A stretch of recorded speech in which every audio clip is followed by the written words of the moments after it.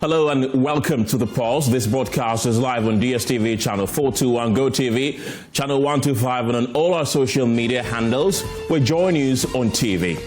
Coming up this afternoon, preliminary investigations by the Ghana Institution of Engineers into the Accra Newtown building collapse exposes glaring structural failures, from the absence of proper design to a blatant disregard for construction standards.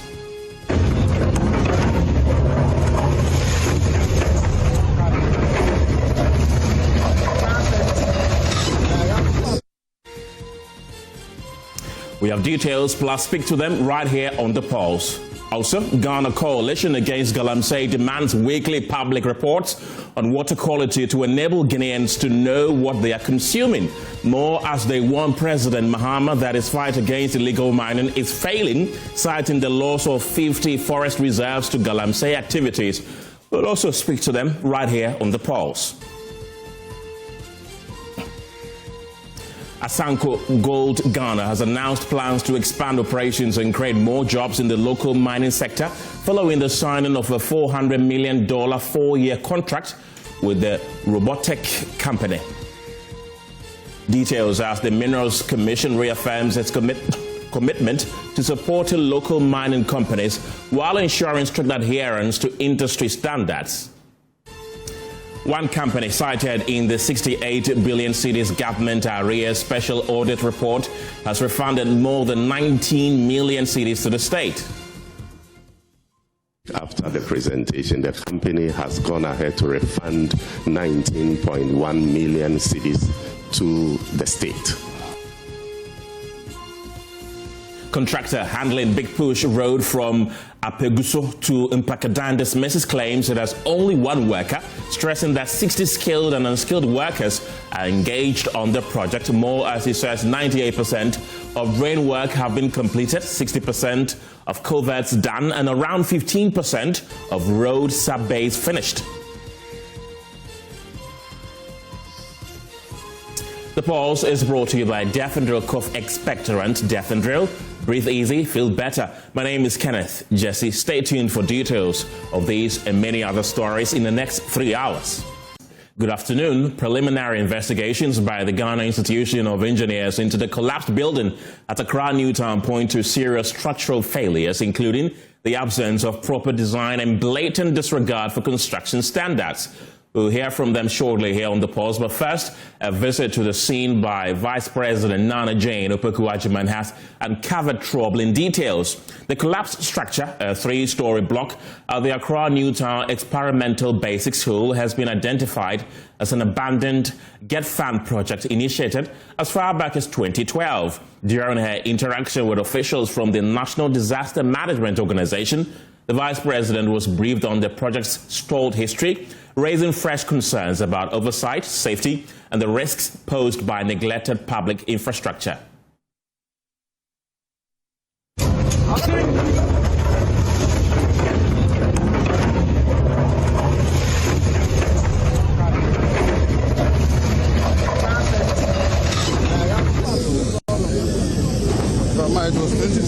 It doesn't matter. I did hear the Interior Minister, Honorable Muntaka Mohammed, try telling her that it was a Get Fund project that started under the late His Excellency John Fifi Atta Mills, and then it never continued. And so the Vice President was unhappy hearing that. Over yet. It's just that we've entered another phase of disaster management. Initially, the focus was to save lives and to ensure that no other person was affected. And so that was done. We were able to rescue all the people that were trapped in the building. Even yesterday night. It's unfortunate we lost 3 of them, but the rest are all alive and receiving treatment at various hospitals. So we've entered the next phase of our disaster response activity, where we clear the disaster sites to make the place safer for the community to decide what next to do with the site. So we've entered something that is different from emergency response to save lives and property. And that shows that somehow, small a country that we are very ready for some of these emergencies. As we speak, you can confirm that there is no one under the debris. Oh, that is very, very true, because all the procedures have been done. We came here with the sniffer dogs. They were able to go through the rubbles. We confirmed. And even with the further work of breaking down the beams and other things, we didn't see any other objects or any other person under the rubble. So clearly it shows that no other person is under these rubbles. Trying to, reach out to the families, the deceased family. I know it's not easy. We pray that God gives, the bereaved family, some courage, because I know this experience is not an easy one. You get up in the morning, you say you are going to church, and you are not able to come back. It's a sad situation. The school, they were already doing some innovation works in the main school. This project was one of the Millennium Projects, and it was during the Atamel's time that it was put up. Unfortunately, when NDC lost power in 2016, we were not able to actually work on it again. When we came back, myself, I have actually followed up on it. They were supposed to have done testing on it. The GET came to have a look at it, and the municipal has also had a look at it. Unfortunately, this incident has happened. I don't want us to go into details as to why certain things happen, but at the moment, the structure has been brought down, and we are, as we're speaking right now, we are hoping that there's nobody in there, because yesterday when the Honorable Minister brought the dogs in there and they went inside it, they couldn't detect life in there. We are hoping that once they collect the debris, there's nobody in there, and then we can look at how we are going to look into what led to this and how we can prevent it. We speak right now, even I'm getting reports for us to go and have a look at other structures. This is going to take a new look into some of the structures that have been abandoned for a while. I think it's a national issue. This is not just a Yawasu Central issue. It's a national issue. With the students here, yesterday, the MC declared that they shouldn't come to school today. We don't want them to come to this site, assuming they are clearing debris and they find, I think the whole issue had to be subjected to investigation. So for now, we cannot be able to establish the real cause of the building collapse. But for such a structure, and as an experienced engineer, you could see that it's purely structural integrity issues. But as I said, I'm sure detailed investigation will be carried out by the relevant authorities. Well, all I can say is that we have a coordinated strength of personnel from all the sister security services for us to carry out the activities that are likely to happen today. But in terms of the figures, I can tell you that at least for the military, we have about 30 personnel now. Not more yesterday, there were about 50. But as the workers reduce, we may not need that significant numbers. We aim to reduce the numbers at the site.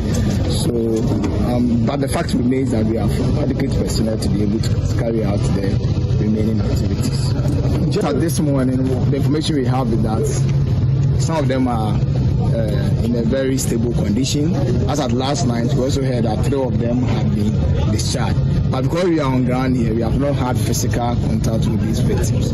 We really hope that they will be treated and then discharged. It's a disaster that has happened. We will find out where is the fault coming from, and we'll let the law take its course.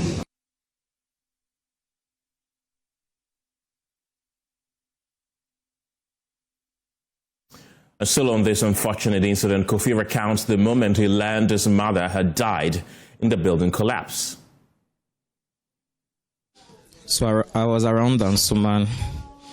I had closed from church in the church meeting when I saw my phone ringing several times, a call from my elder brother. But because I was in a church meeting, I couldn't have picked up the call. Later, I realized my junior sister was equally calling me. So when I got out of the meeting, I returned my junior sister's call.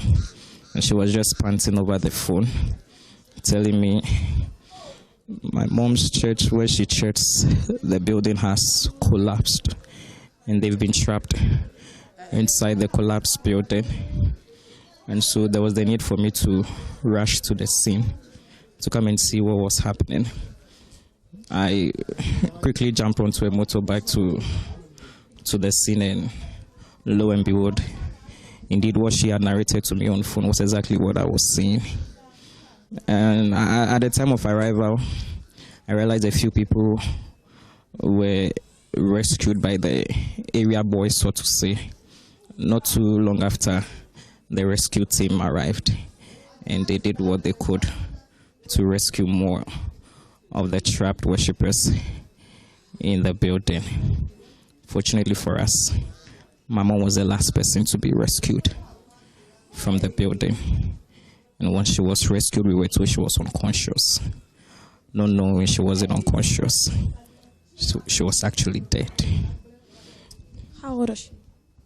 She was 58 in February. How did you take this, and how are you processing this? I'm actually still. I'm here to come to terms with the news of the demise of my mother. The Ghana Institution of Engineering, the statutory body responsible for certifying engineers in the country, has visited the site and conducted preliminary investigations into the collapse. Unfortunately, they're joining me in the studio with more inside. Ludwig Annan Hesse is the president of the Ghana Institution of Engineering, and Emmanuel Edu is the structural engineer with the institution. Gentlemen, thank you very much for your time this afternoon. Many are asking, when did you conduct this survey of the building after its collapse? I want to start with you.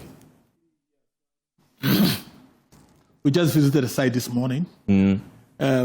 First of all, we are an institution of engineering practitioners. We are a purely non-governmental institution. Right. So we do this as a matter of public interest. And we decided to go there this morning. To our surprise, when we got there, the place was being cleared. I heard the NANMO gentleman say that they finished phase 1, which was rescue, and phase 2 was to clear. Actually, phase 2 should be to take evidence. When there's an accident on the road, the police, when they go there, they rescue the victims, and then they leave the cars on the road. They mark the tire marks and everything, take measurements. That's evidence, so that they can determine the causes of the accident and who is responsible for what. So in the same way, when the building collapses, our expectation is that the stage 1 will be to rescue people. So you do whatever it takes to rescue people. Stage 2 will be to bring in the engineers to collect evidence to show that will be required in the structural or engineering investigations of the collapse. Unfortunately, if we don't allow time or we start clearing, a lot of the evidence get lost. So we're there this morning around 11. We did some site inspection. There was clearing. We took some samples as much as we could to help us to analyze for eventual report from our point of view as to what we think the causes are. So why do you think they've bypassed all these things that you're talking about? I don't know, but it's normally we are in a hurry to clear the debris. Of course, when the debris is there and it's not cleared, it's also unsafe. So it's important that as soon as possible you clear the debris. So that is understandable. But I think NADMO should revise its notes to say that our stage 1 is to rescue. Our stage 2 is to collect evidence. And stage 3 is clearing. And the evidence can be collected in a very short time. We don't need a very long time to collect the evidence. So I'm just listening, and I think we should update our procedures a little bit so that evidence can be collected. Right. For instance, when there's a collapse, yesterday one of our structural engineers was just telling me that when he saw the first pictures on television, the way the slab was sitting on each other, it was quite obvious that it's the columns that failed. That is his point of view, from that observation. Yeah. Now, if by the time we go there, everything has been cleared, then you don't even have that evidence to say, it appears it's the column that failed first, and one slab came to sit on the other. So it's very important that in terms of disaster management, as far as structures are concerned, we should put in the essential stage 2, which the police are doing every day. So you should just put it in that evidence needs to be collected. In this case, you did engineers, structural engineers, to go in to collect the proper evidence. Emmanuel, what did you find when you visited the site? Okay, so like the president said, before I come to your question, I mean, our condolences to the families that have lost their lives. They've lost their dear ones, and also those that are recovering in the hospital. We wish them a speedy recovery.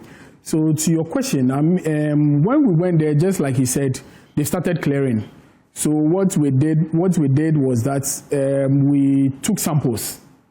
The materials that comprises the building. That's the steel, the iron, the rods, the concrete, and then some other things that we saw. I mean, one typical thing that we saw was that if you look at the rods, there are different types of rods that were used, the sizes.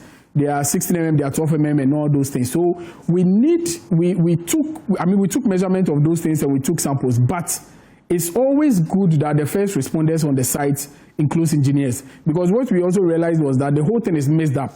So now you have a building, you have a story building. We needed to know the reinforcement or the steel they used in the columns on the ground floor, the one they used on the first floor, and the one they used on the last floor. But in this case, when we go to the site, the whole thing is messed up. And it was difficult for us to get those details. But nevertheless, we took some materials that we are going to use in our analysis. So basically, we've taken samples, but we wish next time we could wait for us to do our investigation before they can clear the site. Because these things will really help us at the end of the day, because in the future, these things could happen again. And if you don't have record of what caused this collapse, then how are you going to prevent other collapse if the same issues are going to be repeated? So, I mean, like to your question, we've taken note of some of the details of the materials, and we'll work on them. And likely the Engineering Council, in collaboration with the Ghana Institute of Engineering, will get the report out, and then we can know the recommendations, and we can also know what caused the collapse and what recommendations we can use to prevent these things from happening again. But looking at it, just by looking at the photos, yeah. Of course you're going to do a thorough investigation, but just by looking at the photos, you're professionals, you can predict what might have happened. What do you think? Okay, so like our president said, from the physical observation, you can clearly see that it's the columns that give way. And if the columns give way that way, you see the slabs failing and then sitting on each other that way. So our first impression from the physical observation is that the columns, which we normally know as the pillars, gave way. But so what we did was that we didn't take just samples from the column. We also took samples from the slab and then the beam. But we have to check the strength first, and then the material composition, and then the cement that was also used in creating that concrete, so that at least we can know whether the column is the problem or the other materials as well will also play the role in the whole collapse. Right, I'll come back to you, but let's now go on Zoom and speak to the MC for Ayawaso Central, Rudolph Collingwood Williams. Welcome to the program. I saw you at the scene last night. You've been there throughout. What information did you gather? Okay, thank you very much, my brother. Apparently, maybe through my interviews, you could realize that I was giving a background of the structure when I was appointed. Quickly, I had to go in with my MP2 as well, so that we decide on the fate of that structure, because it's been there for some years. So what we did, because we realized that it's a GET fund project, and apparently the funding wasn't coming from the assembly. So quickly, somewhere to the latter part of last year, we consulted GET fund administrators. So one came to assess the building with his team. And not only that building, but we went around with the other GET fund structures which were being erected but have been abandoned for some years there. And so the advice that came was that they will come and assess it, whether we need to reinforce the pillars, as we call it, or the columns, or if possible, the whole structure needs to come down, and then we'll pull it down. So basically, we've been engaging myself with the MP with a common fund. Get fund. So I think yesterday when the incident happened, the administrator was there. So he was saying that, wow, MP even spoke with him last week and he gave him assurance that this week he will be bringing the consultant. But quite unfortunate that this incident happened. So that's the background of the assembly works with the MP together with Get Fund, so that we see how best we could have utilized the structure. How long had these people been using this place as a makeshift church? Well, to be honest, I couldn't tell, or I didn't know how long, but I think about 3 weeks ago, a resident gave me an insight that the structure that we came to inspect, that we advised that nothing or no activity should be done around or within it. Some church organization has encroached the place. So 2 weeks ago, quickly, I had to send my security to go and sack them from the place. And you know the typical Ghanaian lifestyle, the insults and the curses they rain, but still we were not perturbed. So we asked that they shouldn't go there. So I think they decided that, okay, because they know assemblies, we don't work on Sundays. And one morning they have also been warned that they shouldn't be there or they shouldn't enter the premise for church service. I think they took the advantage to now make it afternoon service, which happened just yesterday. So when the news was even given to me, I was wondering, I said, which church again had gone to this same place? And I was told it's the same church people who are there who caused this mistake. So, to be honest, not that we've not spoken with them or we've not been there to even sack them from the place, but it's something that you could see probably they were not having any other place. So I don't know whether the security man gave them access to the place, because anytime I had to even be on the ground or within the school compound with my car to inspect works there, I have to call security to come and open the gate for me. So it's a gated school. So I don't know how come yesterday they had their access to the place, whether because of the rainfall or I don't know. And have you bothered to find out? Have you bothered to find out how they got access to the place? To be honest, as we speak, the security man in question, I've not even met him one-on-one. I don't know whether he also has gone from the place. I've not even met him. So because as yesterday when I came, he was the first person I was looking for to question. Because anytime the resident sees something of this nature, they alert and then we move him.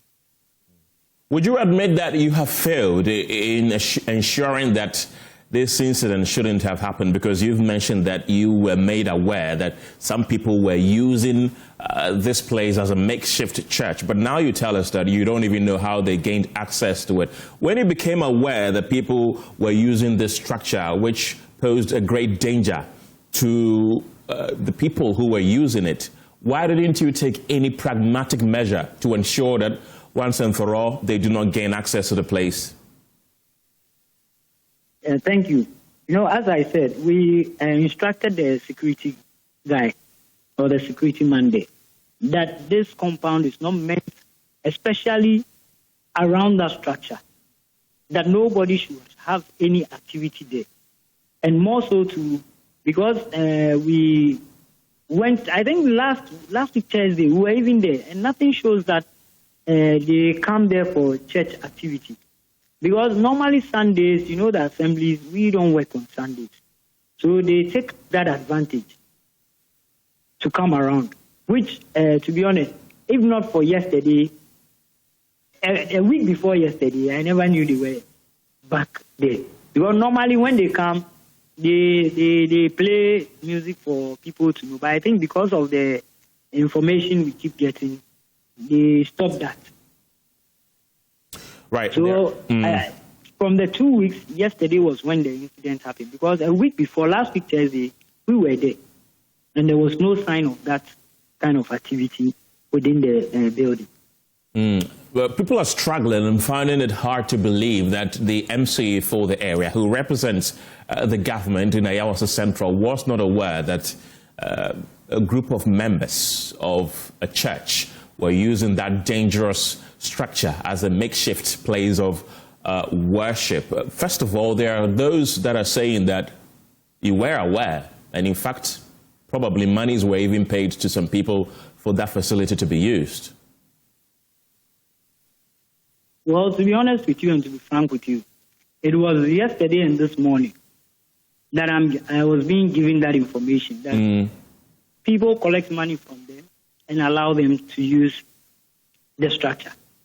So I'm also doing my investigation with the Works Department and then the school authorities to also get to know who actually gave them that access.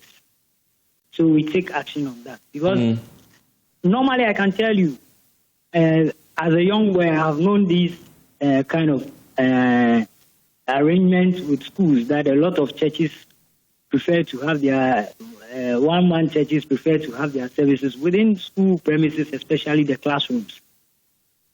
So for me, I have tried to do my best to make sure that these things, we curb it. If any church wants to have an activity, it can be on the school compound, but not within the classrooms. So it's something that we discussed on Thursday that I was there with my Works Department. That look, this is the action. If we need to work on Sunday to seize their instruments or to lock up these classrooms to deter them from coming in, let us start to do that. Because it looks as if the more you advise, people don't take it. So until you go the extra mile, before they get to know that, look, this is it. Right. Because anytime you try, people try to bring the face, oh, these are people within the... And it's not been helpful. So as this has happened, we will take the opportunity to clear each and every church activity within any classroom block within the municipality. Right. You mentioned that you have also heard that monies were paid to certain individuals for that Exactly. premise. I even have an evidence which was sent to me. Right. Yes. And who are they telling you the monies were paid to? Do you know? Yeah. Apparently, I learned their school authorities. Is it the headmaster of the school? I've not been given the name, but like I said, we are also doing Have you asked? Underground investigation through the assembly members. Because from what I'm hearing, it's a dicey situation. Some are coming from school authorities, some are coming from security within the schools. Right. Some are also coming from constituents who come and plead that this is my church. I attend church. We want to use this place for this Sunday worship. Yeah, so it's something that MUSEC will sit on it and then take a direct action as to how to go about this menace within the municipal. Right. And you have mentioned that you are still investigating the circumstances that led to this. This is a building that has been there, at least according to the Interior Minister, since 2012. You mentioned that you became aware of these worshippers in that structure just a few weeks ago. But speaking to people familiar with this issue, what did they tell you? How long have they been worshipping there? Well, apparently, from the information I was given before I sent in the security, I learned they come and they go, they come and they go. And How then many years? I was also told that sometimes when I don't know where they moved from to come to this structure, but I was being told that it's not all the time that they come there. And I was like, if you know as residents that this is it, we Sundays, excuse me to say, we don't patrol through the classrooms or through the schools to know what activities goes on. What we normally know is that in the evenings, some of the churches come and have their prayer sessions within the school compound. But as to them getting access or using the classroom blocks, then somebody might have or should have given them that access. So that is where we picked the intel from to start our investigations. But to be honest, for me to ascertain that maybe this number of years they have been there or they keep coming to have church service there, to be honest, I'm waiting. Maybe the intel that I was gathering on the floor would have given me that information. MC, I want you to hold on for me. Let me come back into the studio. I have engineers Ludwig Hesse and then Emmanuel Adu still in the studio with me. You've been listening to the municipal chief executive of that particular area. Are you satisfied with the responses that's been given? Well, we've just been on the site. We've seen some pictures of the building before it collapsed. It's a 4-level building. On the top floor, in the pictures that I've seen, there's obviously a shack at the top floor. And when we were on the site, we were told that the security man lives up there. And this service was apparently taking place on the first floor when the collapse occurred. Now, if we are aware that the building was to be demolished, was dangerous, was a risk, and there's a school there, and this building apparently is not barricaded. So that means if this accident has occurred during a school day, children could have been playing in the building, around the building, and the prognosis could have been worse. Right. So the problem is that when we go to a structure and we say that this structure is dangerous, it can collapse at any time, we haven't come around to doing it. We have to take action, and this is the responsibility of the municipal assembly to barricade it so that the children who are playing around will not even have access more a church on a Sunday. So really, it is, and probably it's a collective thing for us as Ghanaians, because when there's danger, perception of risk is so low that we allow things which normally we should not allow. Allow people in places, even if when you go there now, if you see these things working and people are working and harvesting iron rods, when excavators are working at the same time, and it's like it's normal.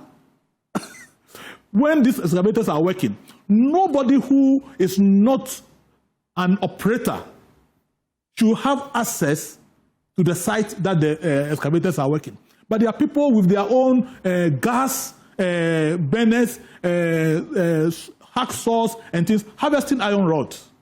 And they are cooperating with the operators. The operators will come and break the concrete for them to harvest the iron rods. Right. So our risk perception as Ghanaians, and it's difficult to lay blame on somebody because it looks like what is risky, our perception of it in this country is so low. And we allow things which normally you would think that is too dangerous and we should not allow anybody near this place. That is my reading. Right. Emmanuel, so this is the structure that we're talking about.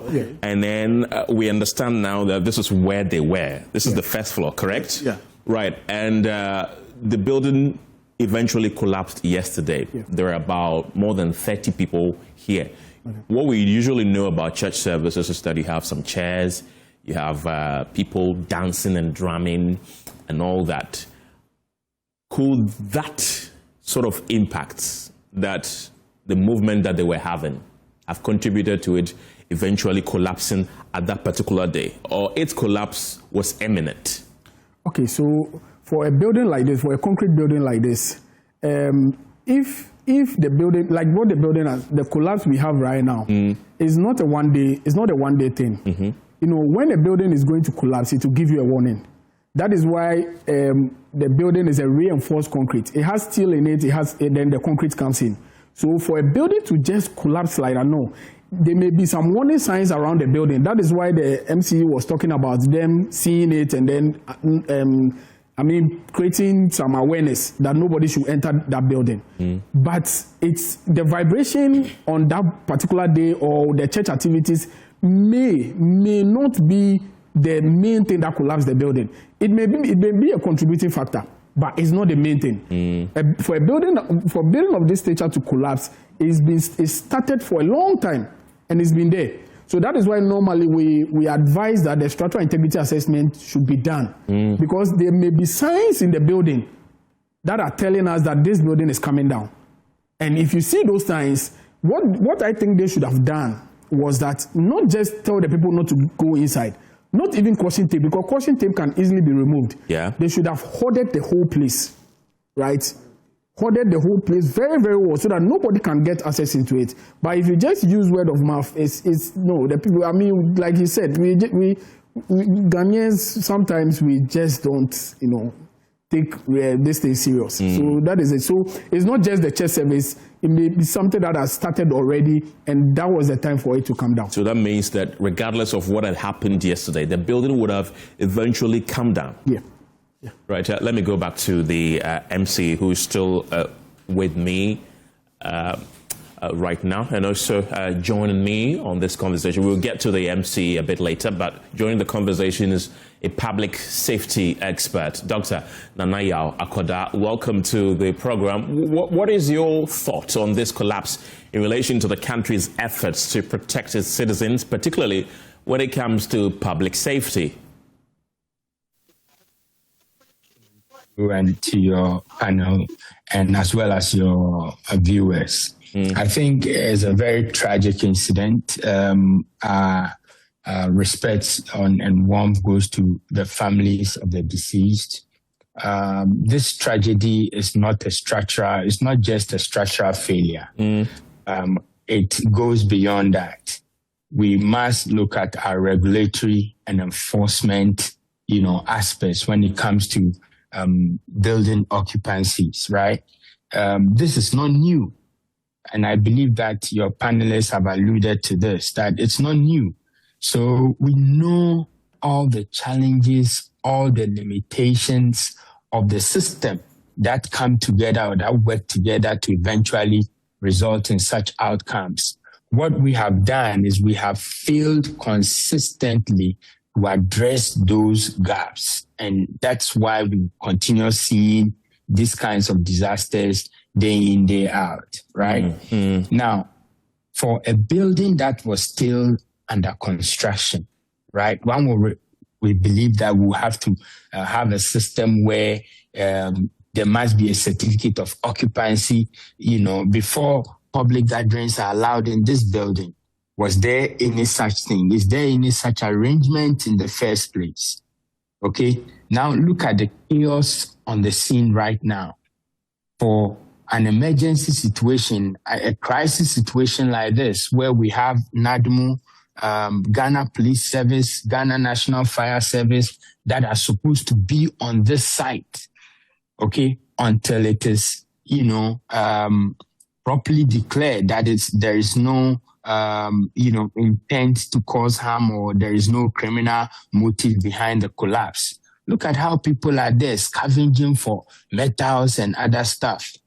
It's completely chaotic. And we've said this time and again, that we must put to use our emergency response programs and make sure that these things are working. In the absence of them, we don't appear like a serious nation. Okay? So we believe that we have said this time and again, that what are we doing about buildings?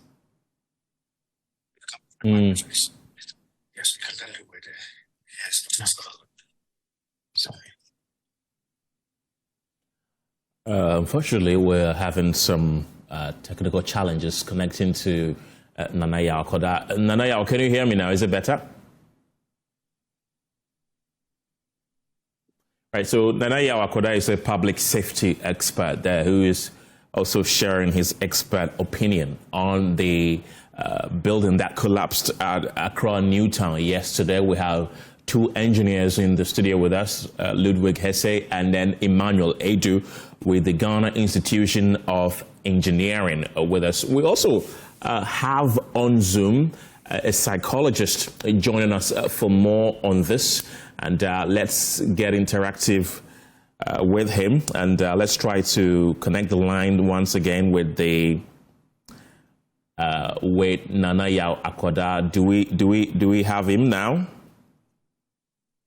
Right, Professor Emmanuel Asampong is a licensed clinical psychologist and he's joining me on this particular subject. Welcome to the program, Professor. What are your thoughts on the collapse of this building?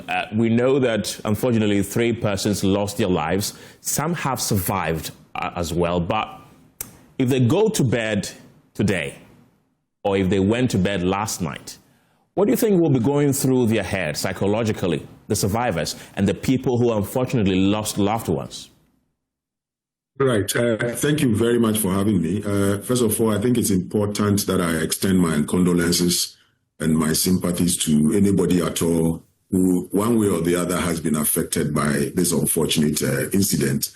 Yes, we do have survivors, but I think they are not the only ones who will be going through, some of these challenges, as it were. Of course, apart from the survivors, we also have some of the victims who sustained some injuries. Of course, there are families involved.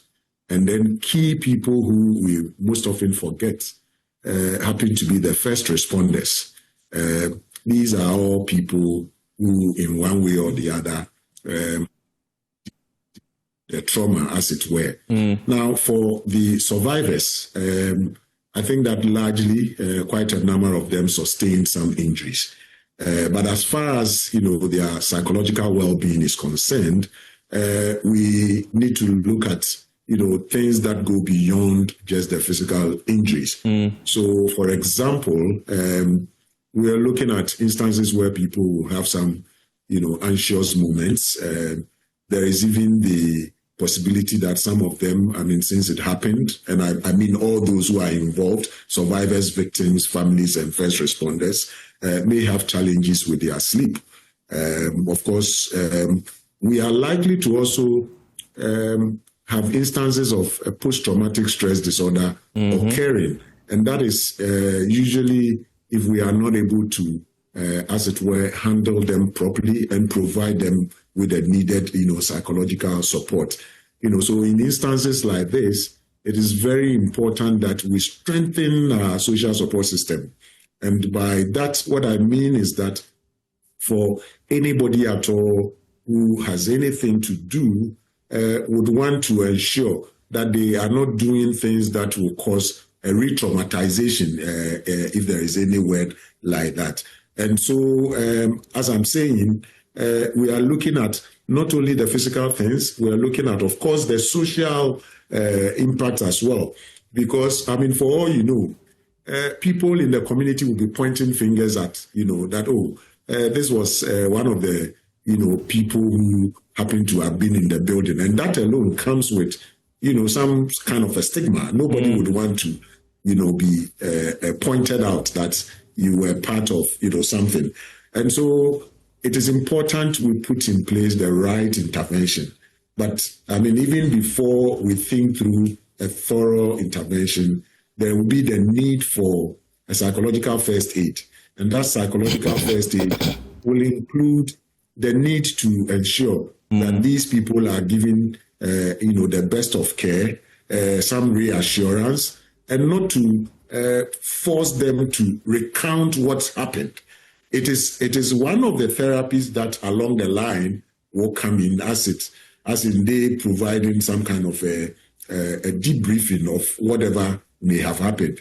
But within the first 2-3 days, it's usually not advised that they are forced to recount it, because that kind of will cause a lot more trauma for them. But then beyond the 3 days, then of course we can encourage them to talk about it, to relieve the situation. It's also important that we identify those who may need trauma counseling, and above all, to ensure that even after everything is done, we kind of provide that some kind of a long-term care.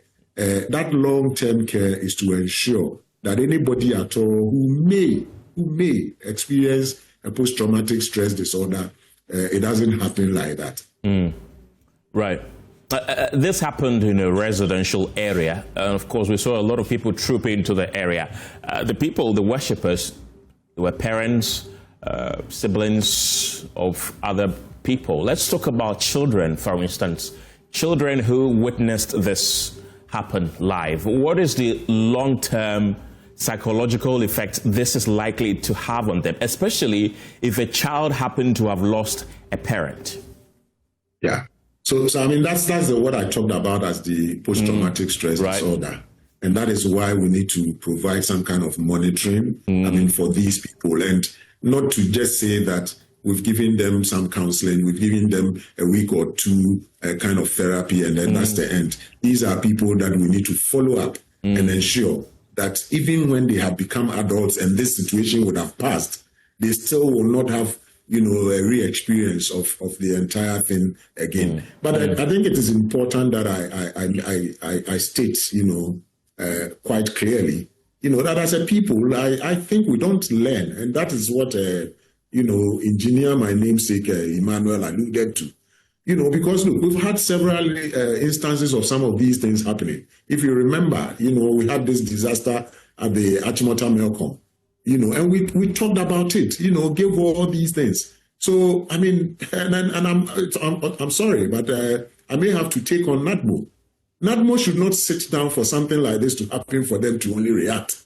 If they have an education wing or department, they need to be providing some kind of education in a continuous way, but not to wait for things to happen and then all, because as it were, if things were right, I don't even expect that people will go there scavenging for iron rods. That's quite serious. And I think that we have come a long way to kind of like learn from previous experiences so that going forward we'll be a better people. But the way things are going, it's just unfortunate. We all know that this happened when people were worshipping. And in cases like this, can faith and religion help people cope with grief, you'd say? Oh, yes. I mean, of course. I mean, for those of us who are religiously inclined, spiritually inclined, depending on our faith, we sometimes want to resort to, some of the statements that we read in scripture, in the songs. Scripture says that be anxious for nothing. And for all who are heavy laden, come to me and I'll give you rest. I mean, some instances like this, I mean, people are troubled. People are burdened with all kinds of things. So if your faith is that, yes, you go to, where you seek your religious comfort and you will be fine. I mean, I think that nothing prevents you from doing that. Professor Emmanuel Asampong, we appreciate you giving us the benefit of your expertise. Thank you very much. The MC for Ayausa Central, Rudolph Collingwood Williams, still with us. Rudolph, a lot of questions are coming up from my panelists, from Ghanaians at large. One of them is, when you got to know that this was a dangerous structure, why, one, did you not institute processes to pull it down or to cut it off so that nobody has access to the area? Oh, well, thank you very much. Let me take it from where Prof left in terms of the psyche of the victims. I think I really appreciate that contribution because today I was on ground to visit the victims. I mean, across the hospitals, that's 37 police hospital and then Legon. And then at Legon, what I realized was that there was a child, a young girl, very, very young. I mean, between 3 to 4. And so I was asking the parents, how is she in terms of activeness and everything? And then what I got was that once a while she pants, which tells me that is the trauma that she felt. That is what is worrying her for now. But physically, she looks fine. And she was talking, communicating all right. But with the psyche aspect, as Prof said, I assured them as we went round that through Honorable to that regional minister and the team that we will provide a psychologist to take them through the post-trauma so that at least they can share some of the horrible incidents out of their system. So I really appreciate Prof's point on that. Okay. And then secondly, as you know, I'm not a technical person. So when I went in there, I mean, looking at it from a layman's perspective, what I saw was that, no, this one cannot be a structure that people should be having activities in it, because first of all, it's been there for years. So definitely, I don't advise that somebody should use the structure or should have any activity under it. So when I brought my works engineer, what he also advised that we need to do the structural integrity works to determine if the building as it stands can be used for any reinforcement or anything. Or secondly, too, if we need to pull it down, we do so. So it was based on that advice that we went in to to Get Fund, because it's a Get Fund project. And we cannot just decide on what to do with it. So we brought in Get Fund, which they also were on the ground, and not per se that structure, but we went through the municipal to look at other Get Fund projects and how we can continue with the works that has been abandoned for some years. So when they came in with some two technical guys aside the administrator. So they assessed all the other projects, and that particular project, I think that what he said was that, no, we need to bring in the consultant to come and have a look at it. So as it was said, when you don't do the due diligence on the structure and you just go, it is that, it is this, it is that, where lies your technicalities in taking that decision? Because it's not an assembly awarded project. So you cannot go and decide that I'm pulling it down, I'm doing A, B, C, D. So we went to the appropriate quarters, which we were grateful that they cooperated, myself and the MP. The MP brought him in, which they cooperated and gave us all the tactical, works that they were going to do around it. So they captured what they need to capture. I think they even climbed up to check what they need to do on it.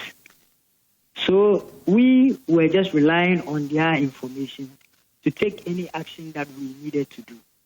But what we advised as a assembly is that nobody should have any activity done within this, because we are not sure of the strength of the columns or the so-called pillars to hold it. Right. But if the results we get from Get Fund through the consultancy that, my people, this structure is good, let us do A, B, C, D on it, then we will take it from there. So yesterday, like I said, he himself was on the ground. Okay. And he was like, wow, this is an unfortunate incident, because everything has been done on this building so that we take off from where it is. Rudolph, we understand that the Assembly has already conducted a structural integrity test. Can you confirm that to us? No, please. It's not been done. Perhaps not since I took over. But since I was appointed, we have not. Would you do that? So we were trying to. Would you do that? Would you do that now that this has happened? Would you do that?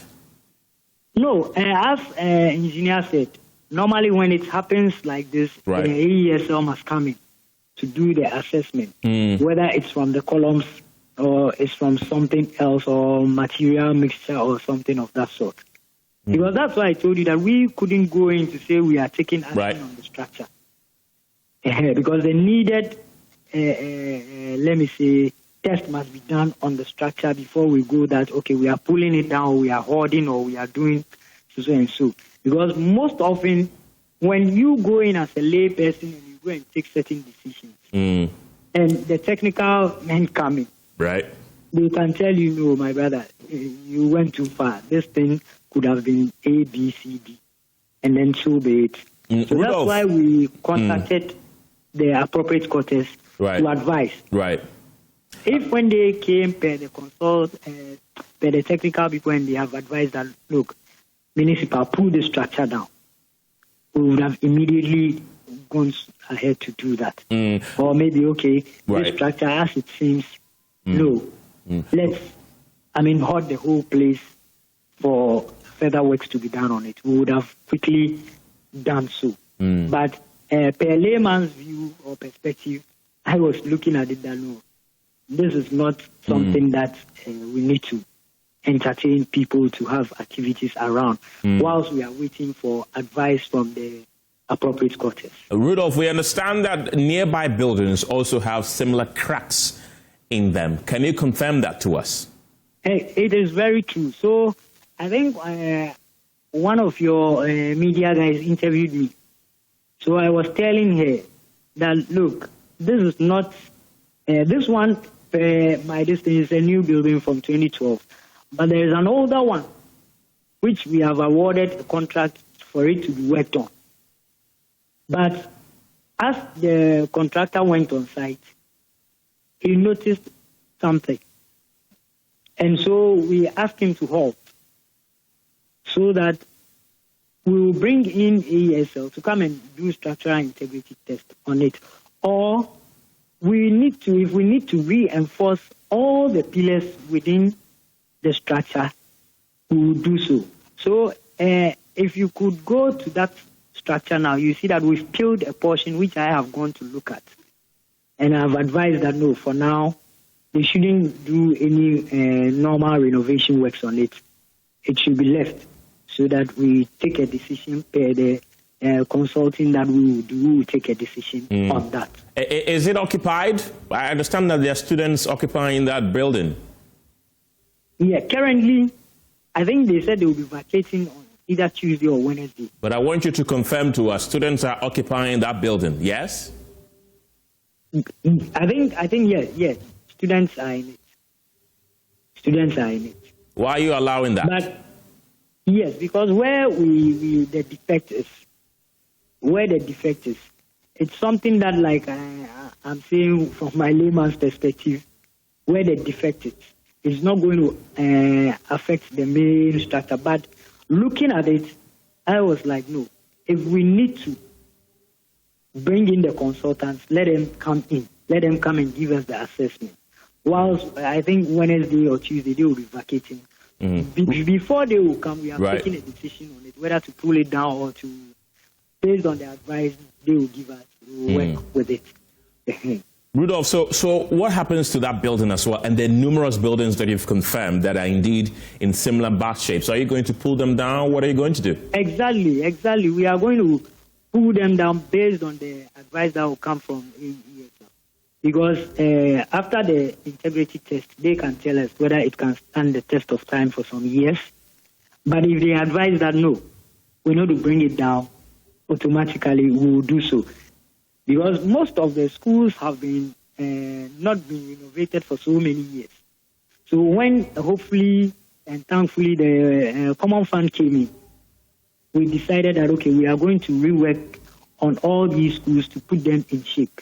So if you have been on site to where the incident happened, there's an L-shaped block which we have put into shape now. We are yet to hand it. The assembly is yet to receive it. So there's also another one beside it, which is also being worked on because it's quite some new building. Just that it's not seeing some painting and some renovation works on it. So it cuts across the municipal that we are working on. So when we enter and we see that, okay, maybe this is guest fund, then we will just liaise with them that this structure has been abandoned for some years. Please come in, advise, let's take it from there.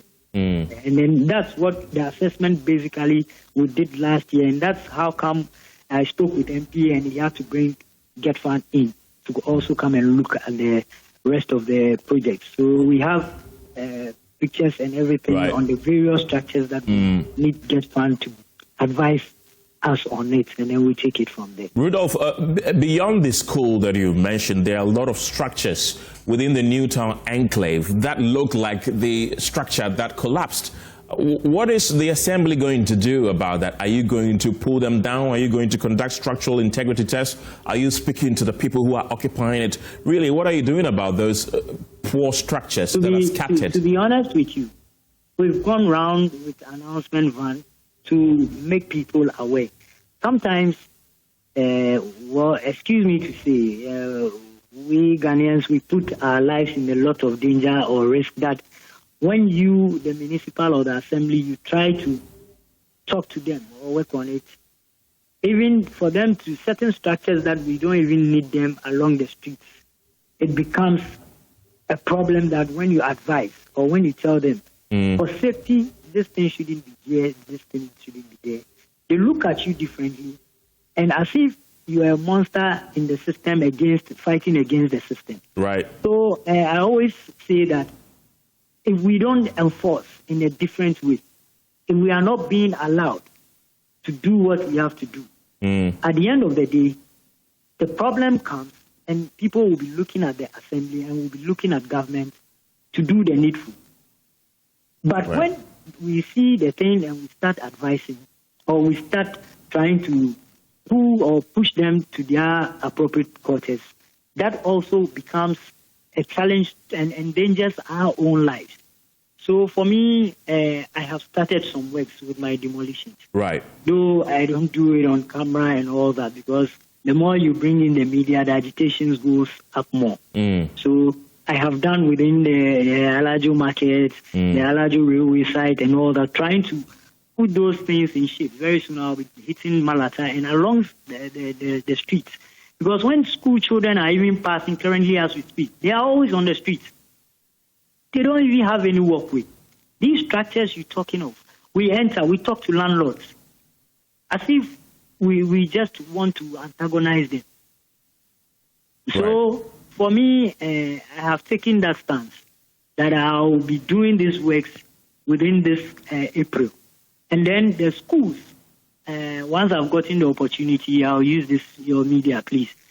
The schools, the churches who operate within the schools, within the municipality, please kindly desist. Because now every Sunday, we'll have a task force going around to check. And when you are being found culpable, that one is at your own peril. Right. Thank you. Rudolph Collingwood Williams is the MC for Ayawasa Central. Thank you very much for your time this afternoon. Let's come back into the studio. And as I mentioned earlier, I have engineers Hesse and then Edu in the studio with me. Were you surprised to hear that there was no structural integrity test conducted on this? Well, like you said, and it was rightly said, normally when you are constructing a building, you do a structural design, and you have to have an engineer on site to make sure that you build according to the design that has been approved by the assembly. So that's assurance for building. Now, when you have an old building or a building which has been abandoned for some time, you want to go back and work on it. Normally, the advice would be to do a structural integrity test. That will tell you whether the building is in shape for you to continue working on it. So for an abandoned building like that, it's been abandoned, let's say, for 15 years or so, it would be the right thing to do a structural integrity test before you go and work further on it. So the process that he claimed that they were following is the right process. The unfortunate thing is, from my understanding from him, is that they didn't come to doing the test when this incident occurred. But if they've done it, and they've gotten a result which says it's unsafe, abandoned, and they didn't, then you really say that there's something serious. But it looks like there was a thought that this was unsafe. And you see, what I didn't like is, you say, you are the assembly, then you say, we advise. Who do you advise? The assembly is the authority. So the authority doesn't advise. The authority takes advice and then takes action. So when the authority is talking about advising, then I have a problem. Then that means you are not aware of the authority that you hold So you appear to say, I'm advising something. I remember once when there was flood in Kwame Nkrumah's circle at a meal's time. Then he goes and it was there and he say, I'm advising that, and this was the president speaking. And I hear something like that. So it's time that we empower the assemblies. And I think one good thing about this era, this government, is that they appear to be giving the assemblies common fund to them that used not to go to them in the order in which it should go. So the assemblies should become, when they get the resources, for instance, structural integrity test, an assembly should be able to find some 50,000 and get a structural engineer it's a small building, to go and do a structural integrity test without waiting for get fund. But it's like the assembly is powerless. They know we should do structural integrity test, but they should go to get fund. Who are coming to help you to put up the building. But assembly cannot even invest into structural integrity tests. Right. So for me, these are the issues that come up. There are also concerns that the Ghana Institution of Engineering, in which you are president, is not doing enough. It's not our job. It's the job of the assembly. We are an association or an institution of practitioners who have come together to put pressure on ourselves to do right, to do pressure on other stakeholders to do right. That's our job. Right. It's not our job to construct. It's not our job to certify. It's not our job to, but it's our members are involved in those activities. So it's in our interest to make sure that the right environment is created for our members to work. So and that is what we do. We can at best advocate for the right thing to be done as an institution. Okay. Emmanuel, let me come to you. He did admit that there are several structures which are in very bad shape within the Newtown enclave. And in fact, across the country, you see worse structures. And they're still standing. What do you think should be done to these structures? So, Ghana has come to this stage where most of our buildings are now going beyond 50 years. Either they are 50 or they are beyond it. And for this kind of structures, I mean, residential, schools, and all those things, we normally design them for 50 years. And I'm not saying after 50 years the building should be brought down or something, but after 50 years, there should be a proper assessment and then proper retrofitting to be done on the building. But that is not the case in this country. Normally, like he said, I think if you are relying on the people to do those assessments and those retrofitting, it will not be done. So that is why they usually submit this document to the assembly. So I think the assembly has record of all these buildings. So buildings that have been there for more than 50 years, they should have it. And then make it, at least they should know it, and then start going to the people and let them know that, no, this building is over 50 years, we need to work on it, right? But if you don't do it, the people themselves, they may not be, in that position or have that money or something to do it. So the assembly now has they have to push them. And then the other thing is that these abandoned buildings that you see around Accra and all over Ghana, there may be a reason for those buildings being abandoned. It may be money, it may be financial problem, but sometimes there may be a problem with the building. That is why the building was abandoned. If the building was abandoned because there was a problem with the structure, then those buildings should be hoarded or they should put caution tapes around them so that no one should get into it. If it's financial, fine, you can leave it. Maybe you can work on it later. Even that one, like my president said, if you leave a building for about 10 years or you leave it for even 5 years and above, and you are coming back to it, you need to do proper assessment before you can build.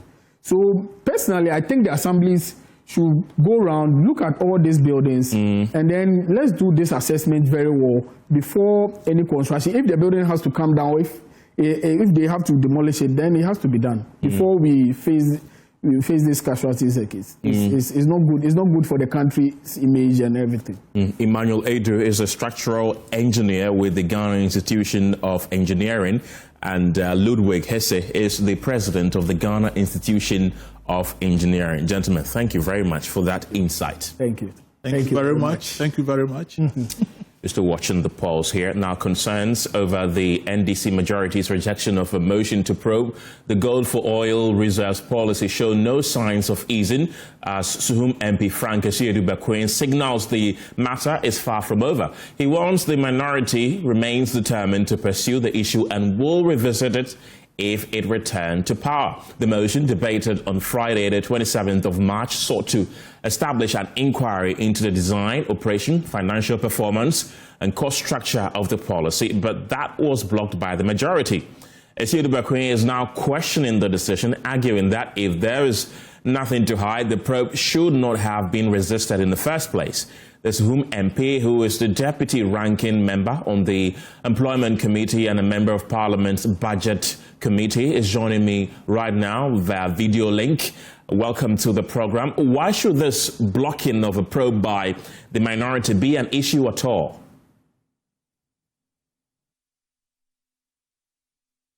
Friend, so we can hear you. Hello? Yes, I can hear you now. Yeah, thank you so much. And a good afternoon to the illustrious sons and daughters of Suhum, and especially the Ghanaians. Right. And it should be a point of worry for every Tom, Dick, and Harry. Because the minority came up with this motion that the gold for reserve program should be investigated. Because if you care to know, the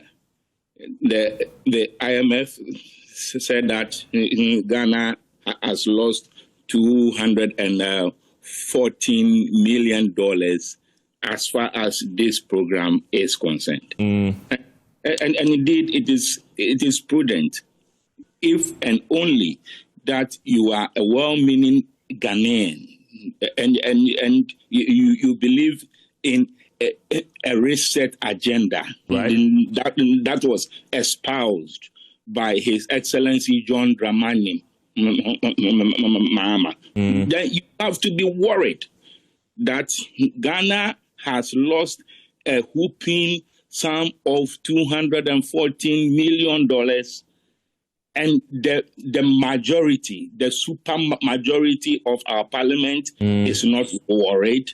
They are not interested in how these losses came about, and that if and we are saying that if the majority has nothing to hide, this probe should be instituted and should be embraced by all, because Ghana cannot continue to lose huge sums of money, because we can raise funds to create employment for our teeming youth, and mind you, unemployment continues to be one of our challenges as a country moving forward. So if financial losses are incurred, right, and the super majority does not care, and will use their numbers to push for that probe not to be instituted, we will continue to see that there is no statute of limitation as far as crime is concerned, and this thing will be pursued in 2029, inshallah. When the new patriotic party assumes the reins of government of this country, we shall pursue this investigation to see how come Ghana lost this $214 million. We've been made aware that this policy is yielding results. So why insist on a probe now? And we have been also made aware that Ghana has lost $214 million. Anybody who cares about Ghana, anybody who wants to embrace a reset agenda should not shelve any probe to ascertain how come Ghana lost $214 million. If this is so important, as you say, why wait until 2029? Now, as far as Parliament is concerned, the NDC has a super majority in Parliament. Whether they read through the books or not, they will use their numbers. They have used their numbers to block a probe in Parliament. But I am saying that vindication is in the womb of time. Inshallah, the NDC can no more use their super majority in Parliament in 2029. We are sounding a warning to the NDC that in 2029, the NPP will assume the reins of power and we will investigate and probe and see how Ghana lost $214 million. Between now and 2029, what are you going to do? Are you going to summon the sector minister before Parliament to answer some questions? What will be your way going forward? If a man would have a marital engagement with the wife, that man will not announce it on radio. So we will come out as and when we feel that we have to come out for the Ghanaian people to hear. What specific aspects of the policy do you think requires investigation, or you think it's a thorough investigation that has to deal with the entire policy in itself? It should be a comprehensive investigation, a comprehensive one, so that Ghana will not continue to lose $214 million every 3 quarters.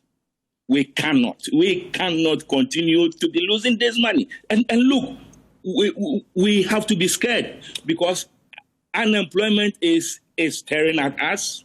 Our teeming youth are unemployed, and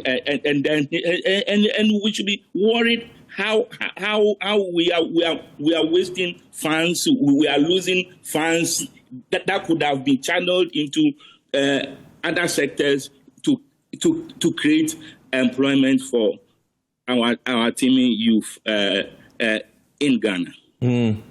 Why do you think the majority, who you describe as supermajority, block the probe into this policy? I think that they are afraid. Of what? The majority is paranoid. They are afraid that something bad could be unearthed. But for that, I don't see why a political party that is in government that push for a reset agenda will be afraid to be probed. If indeed the NDC means well for Ghana, if they want Ghana to benefit from their stewardship, the NDC party, the NDC to move away from its majority in Parliament and call on President Mahama to institute a probe into these gold for reserve losses. I think that the super majority now in Parliament is gradually becoming an empty majority, and they are paranoid. Frank Garcia Dubakwe, thank you very much. He's the Member of Parliament for Suhum constituency. He's also the Deputy Ranking Member on Employment, Labour Relations and Pensions, and also a member of the Budget Committee in Parliament. Let's talk about illegal mining this afternoon, because the Ghana Coalition Against Galamsey is demanding, among others, the publication of weekly reports on water quality as part of measures to ensure the fight against illegal mining is on course. The coalition, which has indicated that government's efforts to curb the menace is failing, are also unhappy that despite assurances by President John Mahama, the country's forests continue to disappear, with a total of 50 forests now lost to the Kanka, major rivers heavily polluted, and enforcement agencies appear either compromised or ineffective. Let's speak to the convener of the coalition, Kenneth Ashigbe, who is joining us right now. Mr. Ashigbe, welcome to the program. The government days ago announced at a media briefing the work they have done so far with illegal mining. Why do you, the CSO, saying the fight is losing ground? Well, thank you very much, and thank you for having me.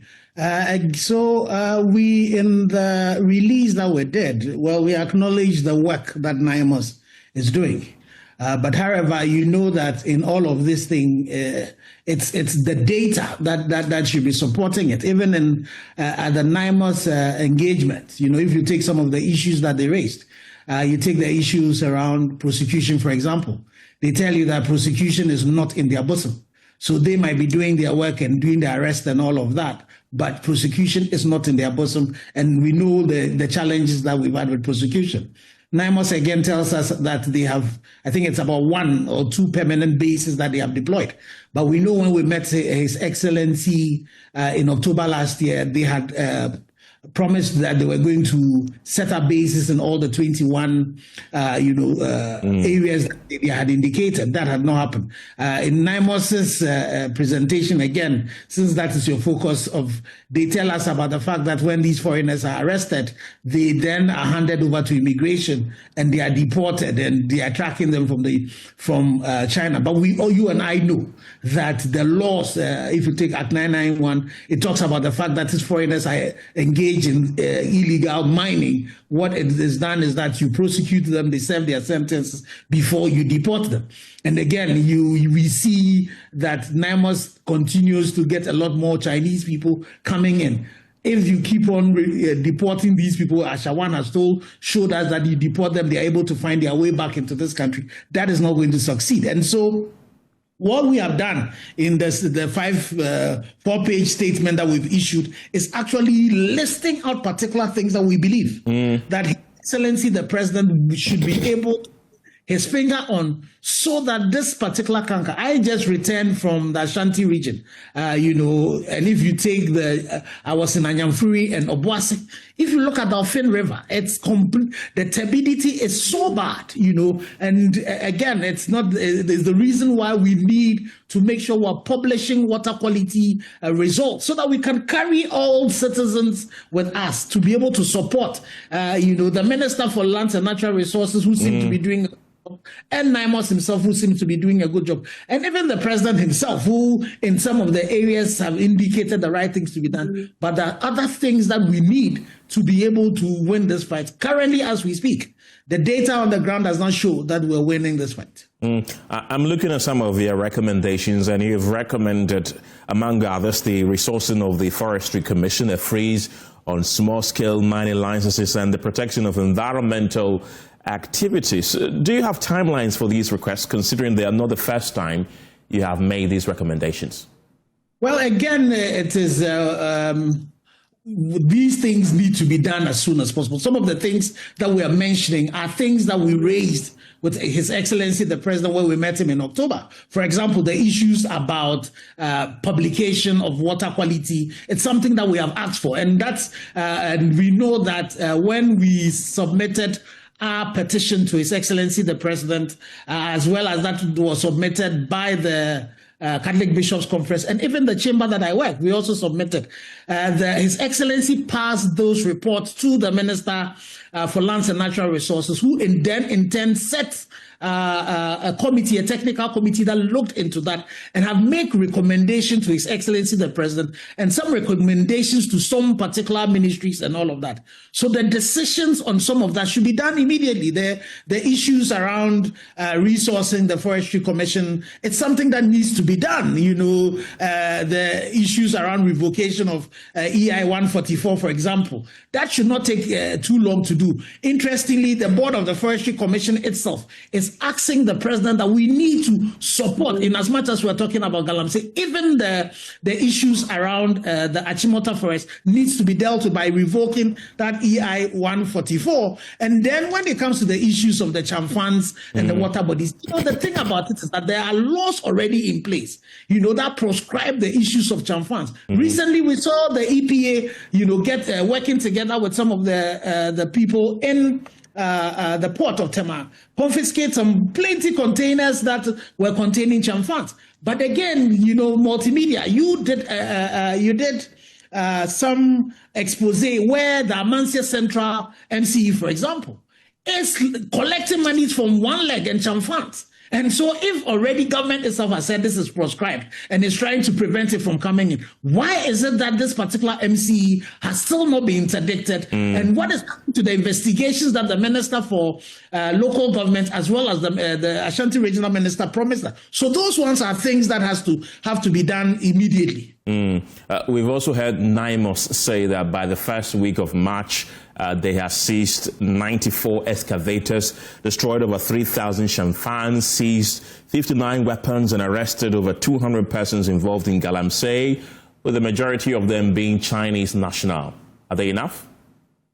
Well, again, I think one of the things that we need to commend the president and the government for is that because of the fact that now there's a control over, you know, excavators coming in, you are seeing that there's a reduction a bit into the new excavators that are coming in. But 94 excavators, if you have over 7,000 small-scale excavators in the system, and all you dealt with is 94, there are still a lot of excavators. As I traveled from Anyamfuri to Obuasi, you could see, sitting in your car, you could see excavators that were in the field working right from your car. So, you know, when you are going to Obuasi, the Obuasi airport, for example, you can see excavators by the side of the road who are working. And so, again, this is where we then call on His Excellency that the KPIs that he's giving to the MCs and the DCs, what's the DC for Obuasi doing? When you are driving to the Obuasi airport, you can see these excavators working. If you go into the area around Diosu, for example, one of the large-scale mines, they are concession that have been encroached by these small-scale miners. They are gradually, the Diosu road, you know, might completely become unmotorable. And so you have all of these challenges that are confronting us. So yes, NIMOS has done some work, you know, they keep on doing some work, but that's why we ask that NIMOS needs to be resourced so that as quickly as possible, NIMOS, you know, would be able to deploy into those 22 hotspots that they are talking about. Right. If they are permanently in those particular places, and then you have the DCs, MCs doing the things that they need to do, we will be able to deal with the issues of all of these people who are still in there, destroying our water bodies, destroying our forests. There are over 50 forests that have now been impacted. We will be able to deal with them. So the issues of NIMOS, for example, since October till date, what is required to make sure NIMOS deploy fully? We would entreat the Minister for Finance and His Excellency the President, let's provide them the adequate resources to be able to do the work that they need to do. Right. You've proffered a lot of recommendations for this. And as you've rightly mentioned, most of those recommendations are yet to be realized. What's the next line of action? What are you going to do now? So, well, after we have, issued the statement, we are sure that there's going to be an engagement with His Excellency the President that the coalition has been invited to. And so we definitely would be, sharing a copy of the statement with His Excellency the President. We also, this particular fight, if we have to win it, we need we're encouraging the media. There's a lot of work that the media needs to do. We need to get the media to emulate the examples of multimedia, for example. We need a lot more journalists who should actually be in the field doing the investigative reportage. We need to bring these issues to the fore. We also will be calling on other CSOs. We're calling on, the labor, organized labor. We'll be calling the various religious bodies and all of that. We need to support, His Excellency the President, bringing the right pressures, to ensure that this thing is done. But again, as we talk about that, I think it's important. One of the things that needs to be done immediately is the fact that there are some of the people in these communities that are fighting back. Are fighting these galamseyers, and some of them are still, some of them are even in court. So one of the things that we are asking the Attorney General to do is to drop the charges against these people who are fighting, these people of impunity. So a typical example is that at Toronto, 5, who are currently undergoing prosecution. And there's also the painful thing about, Pius in Ketia, and cancer, that gentleman who died. And unfortunately, we know that the Attorney General has said that the case is not going to be continued. But the cause of his death is the issues around Galamsey. So some of these issues, we also would be urging other civil society organizations, will be urging other people. And His Excellency the President himself has mentioned that he knows that some of his party people are involved in it. The elephant in the room, so far as Galamsey is concerned, is the politically exposed persons, and it's also the people of influence and the rich people who are the root cause of this. So we'll urge His Excellency the President, the people that he knows, he needs to deal with them. We will urge the Attorney General. He was going to give us a report on the work he had given Iyoko to do. Fortunately, the Akonta mining case is going, but the Professor Frimpong Boateng case, that document is replete with a lot of politically exposed persons who were also involved in it. We've not seen anything happening to that. We need to also get that to happen. Then we also would plead with peace. It is important that the traditional leaders, they are failing us. If you're a traditional leader and Galamsey is happening in your community, you also need to do something about it. And we would also, one of the things that we'll ask for is that government is doing a lot of reclamation. The large-scale mines are supporting, other bodies are supporting. We should not be reclaiming land and giving them back to chiefs and families who have gone to destroy, giving their lands to be destroyed. So Parliament might be considering passing a law that makes sure that if you are a chief or a family person who's given your land to be used in Galamsey, it will be taken away from you. Government would reclaim it, and it will be given to the state to be used. Ken Ashigbe, thank you. He's the convener of the Media Coalition Against Galamsey. We'll take a quick break on the pulse. Don't go anywhere. Hello again. Deputy Finance Minister Thomas Nyaku-Ampem has revealed that one of the companies cited in the 68 billion cedis government area special audit report has made a refund after the report went public. The company is one of those cited for failing to procure and distribute grains for farmers to mitigate the effects of the dry spell in 2024. Appearing before the Public Accounts Committee, the Deputy Minister for Finance revealed that one of the companies have since made a refund as they expect more from them. On the 10th of March, I came to Parliament to present the findings of the audit and the subsequent referral to this committee. And exactly a week after, on the 17th of March, one of the companies that were identified to be associated with some of the infractions has responded. Rams Logistics was the company that was stated to have been overpaid for the transportation of grains. Exactly a week after the presentation, the company has gone ahead to refund 19.1 million cedis to the state. And if you look at the audit revelations, it is not just the 19.1 million cedis that was cited. It was also stated that the company was paid with rice in excess of 7 tons. So we are expecting the value of 7 tons to be also 7,000 tons, metric tons of rice. We are expecting that as well. That's the Deputy Finance Minister, Thomas Nyako Ampem, who also disclosed that the government has begun payment of all receipts and claims that have been cleared, as they expect the Attorney General to take action on all requests that have been flagged. Subsequent to the validation, we have started in earnest in paying those that have been duly validated. In fact, the audit process gave opportunity to all those transactions that were rejected and those that were pending for publication. In fact, they were published, and individuals, companies were given the opportunity to question the decision of the auditors. And so this has been done prudently, and the Attorney General is working with his team to recommend the right course of action for all these infractions that have been identified. So this is to show that the audit was necessary, the audit was intended, and is beginning to achieve its purpose of saving and protecting public funds. From Tamale, let's come back to Kokomlemle, because mornings here no longer begin with the rush of getting ready for work or school. They begin with a question: will there be water today? For weeks, the answer has been the same: no. Residents say Ghana Water Limited has not supplied water to their homes, forcing families into a daily routine of stress, improvision, and sacrifice. Residents say Ghana Water Limited has not supplied water to their homes in what feels like a very long time. What used to be a simple turn of a tap has now turned into a daily struggle. One that comes at a price.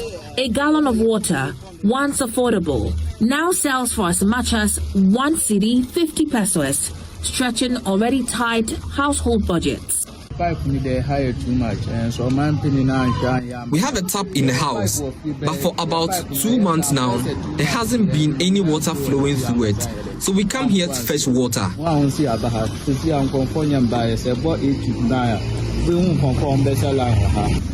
week, we fetch water.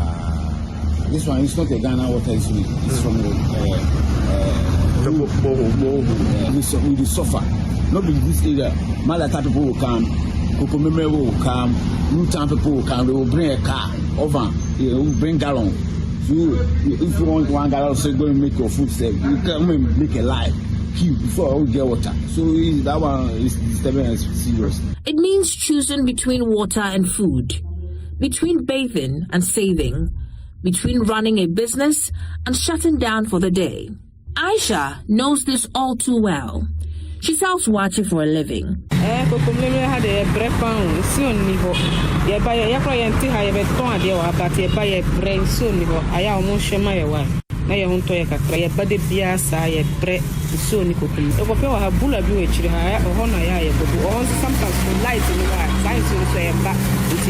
Mr. Kwame Kano has opened up his borehole to the community, offering what relief he can.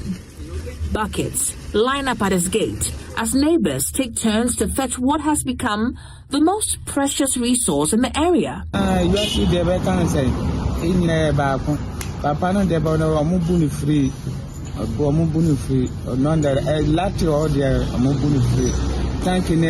We are all one. So if there is water and light, everyone is welcome to fetch it for free. By 4 a.m., many people, including students, are already lining up to collect water here.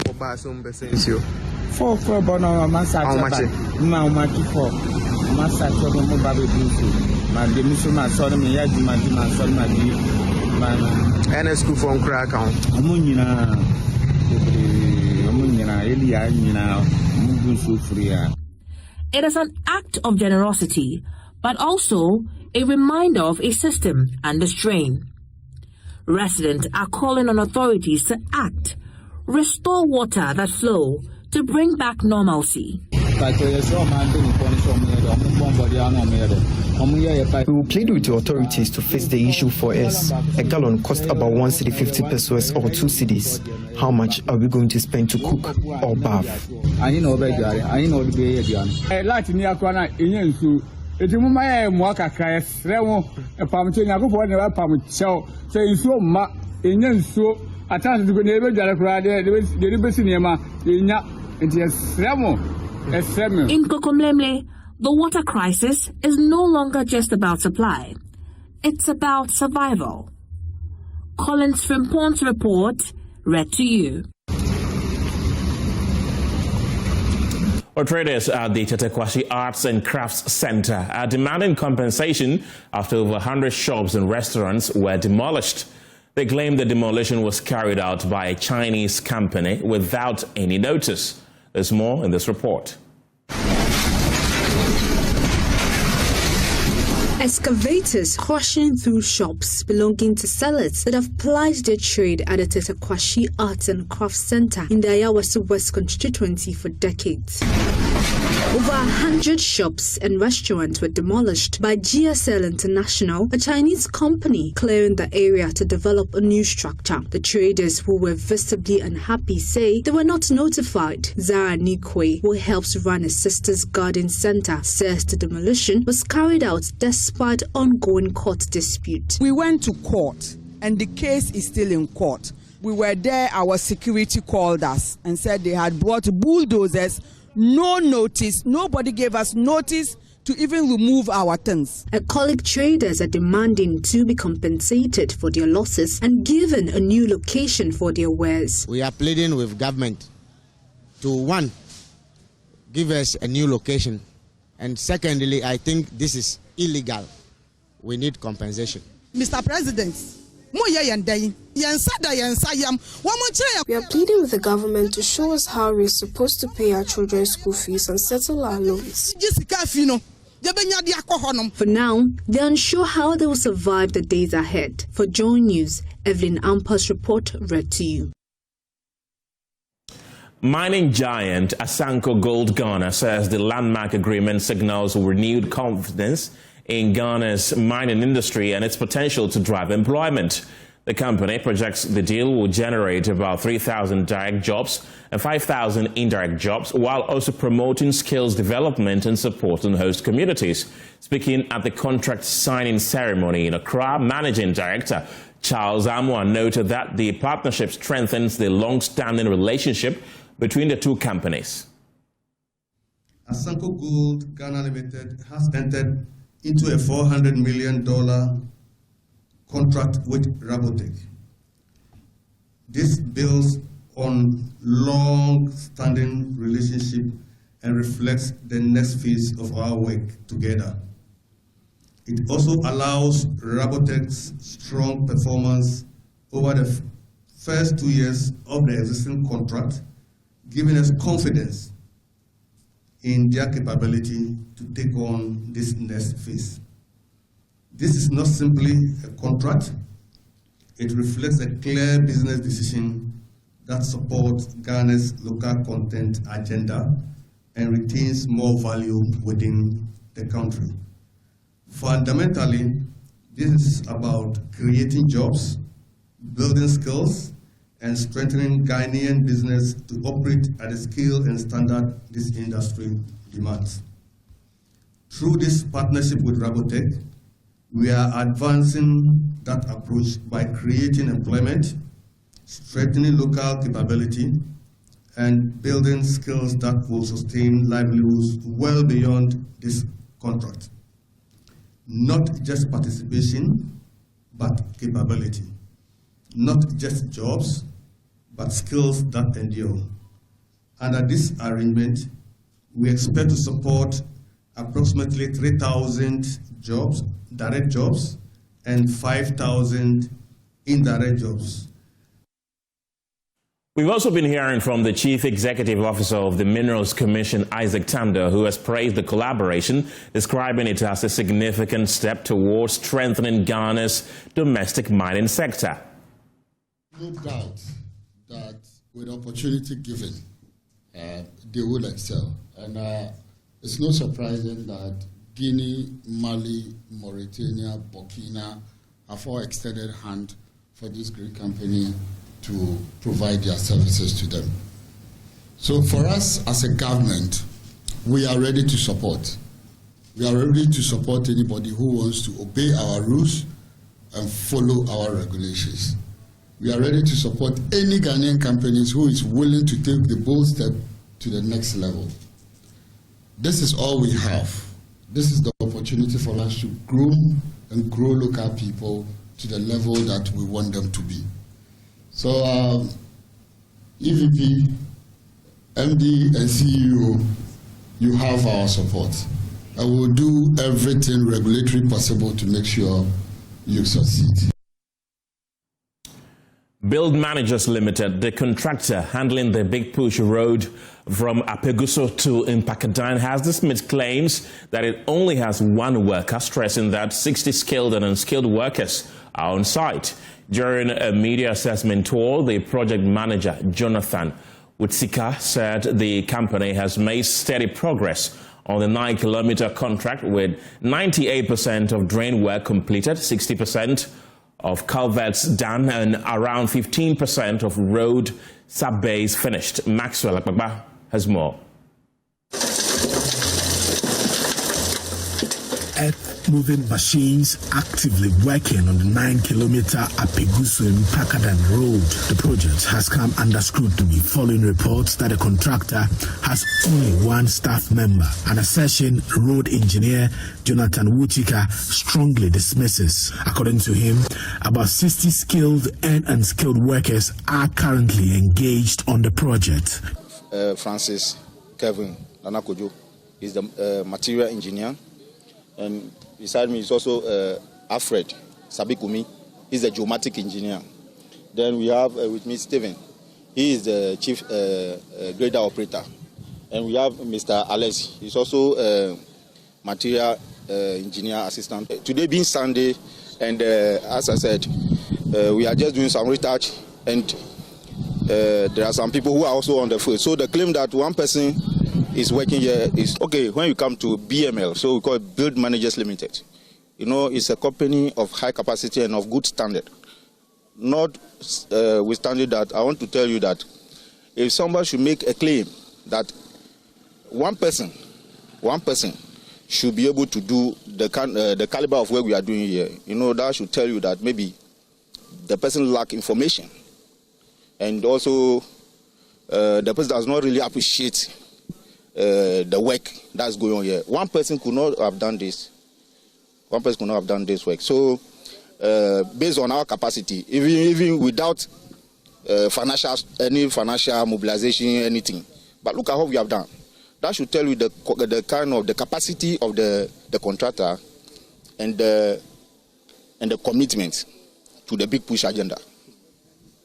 The road connects Akwemufie, Mpakadan, Apegusu, and several lakeside communities to the rest of the country. Its importance has increased significantly in recent times due to the nearby Tema Mpakadan railway project, widely considered a game changer for transport and trade, as it reduces pressure on roads and improves freight movement. Engineer Francis Wutsika says work is progressing steadily. He says so far 98% of drainage works have been completed, whilst 60% of culvert construction is done. For the road network itself, particularly the sub-base layer, he says about 15% of the work has been completed. 4 months on site.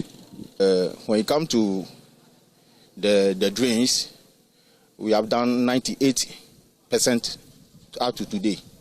And when we come to the culvert, we have done 60% up to today. And when you come to the earthworks, that's the sub-base work, we are close to 15%. That's 15%. So I would say that so far the work we have done, that's what we are doing now. The residents are overjoyed about the construction of the road, expressing excitement over what it means for their community. This woman here, Ajo, says,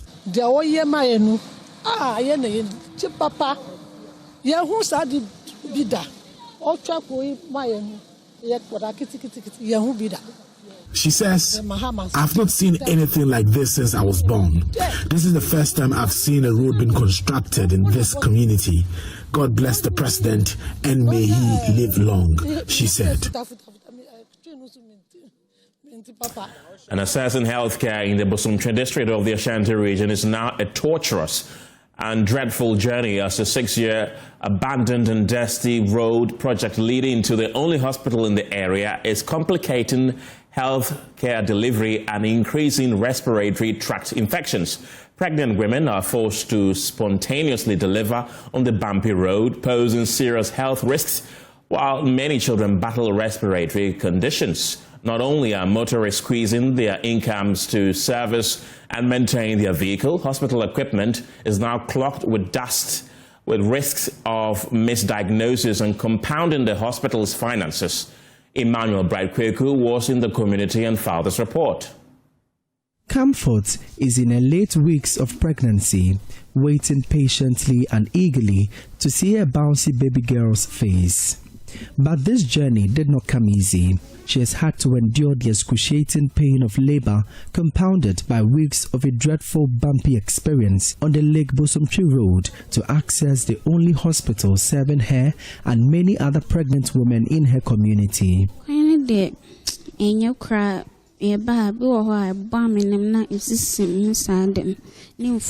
road is in bad state. We, the pregnant women, suffer so much on it.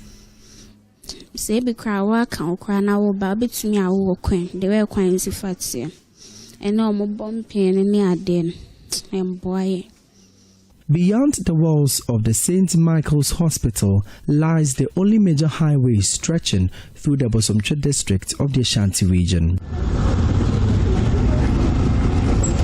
From dodging a pothole to running into an unforeseen one, navigating one's way on the untarred Lake Bosomtwe Road from Kumasi city center is an arduous and tortuous journey. Drivers and passengers who ply the route must dance to the rhythm of the road.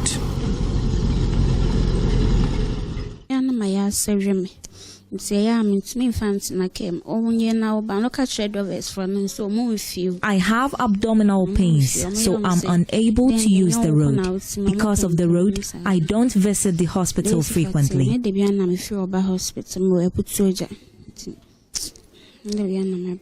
Comfort's experience may be one of the least dreadful ones.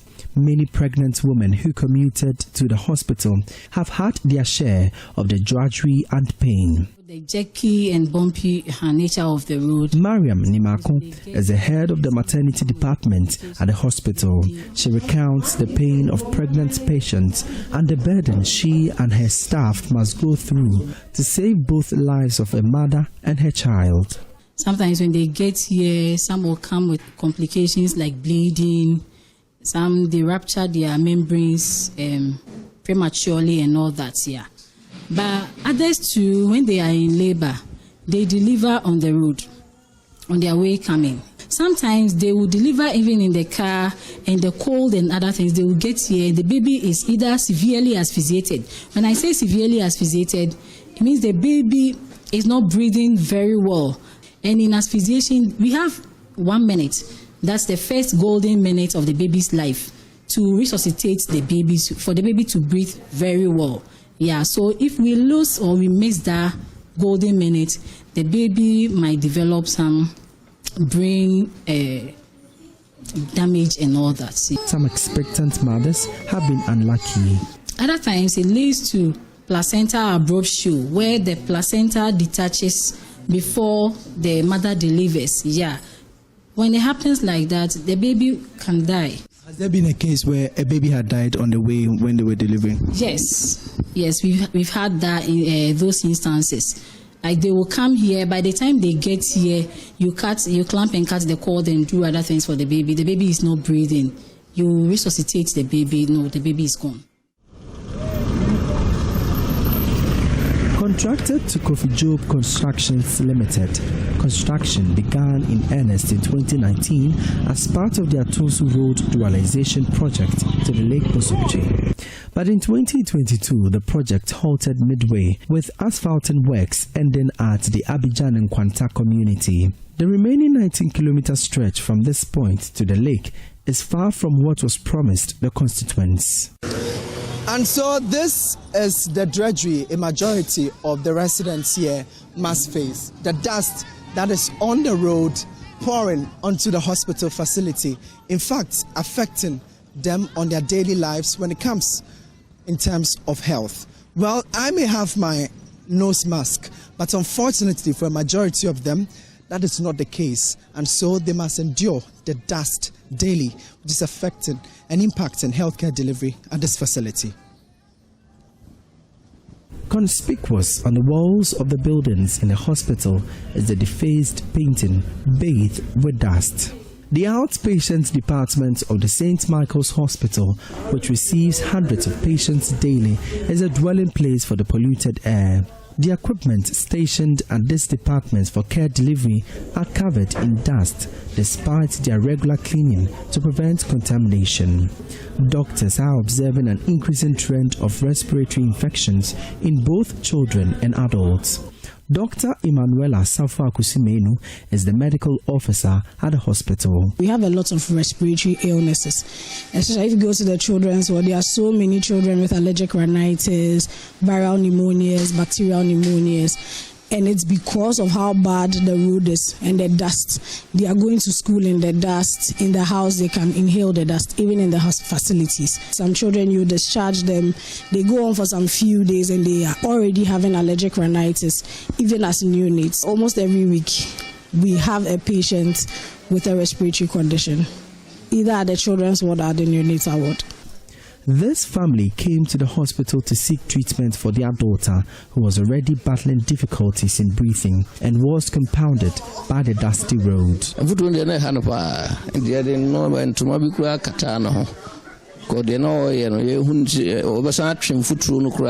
When we were coming here, we had to cover her with a cloth. Even that, we could feel she inhaled some dust, and that compounded the situation. I also battled some headache. Me kura me yepa me koduru fie na mtimi je me kasa metrim ntimi fa duru kura ansa na etimi aboa timfuturo ndi enye kura. While pregnant women endure their share of the pain, newborns are not spared of the danger. At the mother and baby unit of the hospital, doctors and nurses must jostle between tending to newborns and constantly cleaning surfaces and preventing babies from inhaling the unwholesome air. No matter how much you try to close the windows and everything, there's always dust here. The equipment we have, they're always being affected, because they shouldn't have too much dust clogged in them and everything. We clean them and then we cover them with these poly bags so that it's always clean. But sometimes the dust always... It's still on it to do, I can see. It's on it, but you can see this place.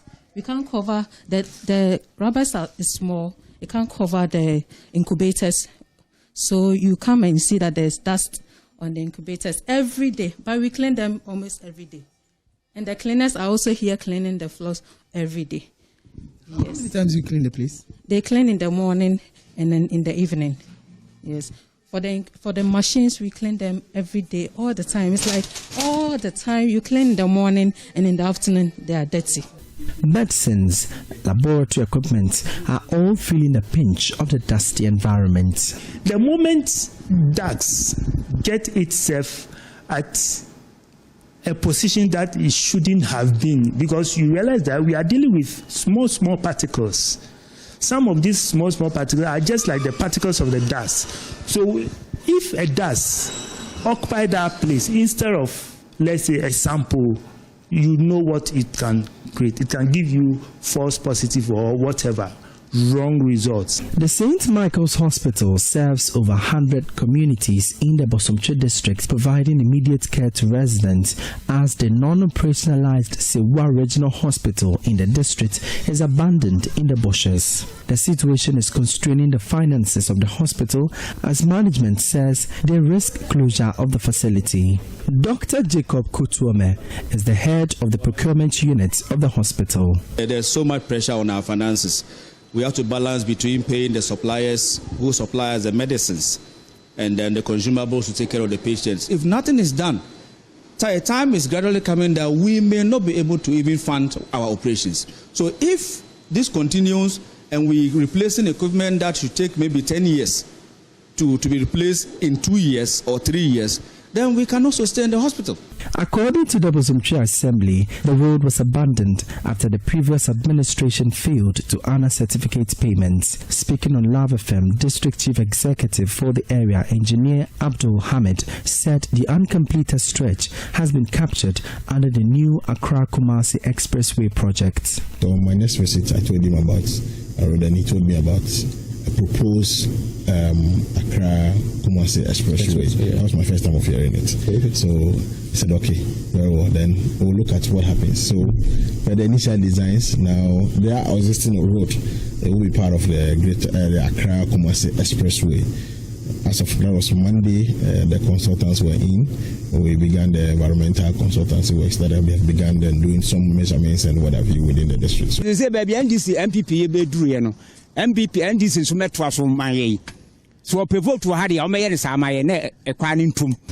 and so this is what the residents here at Jache along the Bosumtwi stretch must endure all the time: a bumpy road and a dusty environment. Residents, health workers, and even the unborn children all yearn for one thing: a safe and refreshing air to breathe one more time. But that can only be if their road is fixed. For JoyNews, my name is Emmanuel Bright Kweku. And back here in Accra, teachers in Ablekuma West have benefited from a sensitization program on bipolar disorder organized by the Mental Health Authority, aimed at strengthening awareness and early intervention in educational institutions. The initiative sought to equip educators with the knowledge to identify, support, and manage students living with the condition while addressing stigma and the impact of delayed treatment on productivity and national development. The following report has more.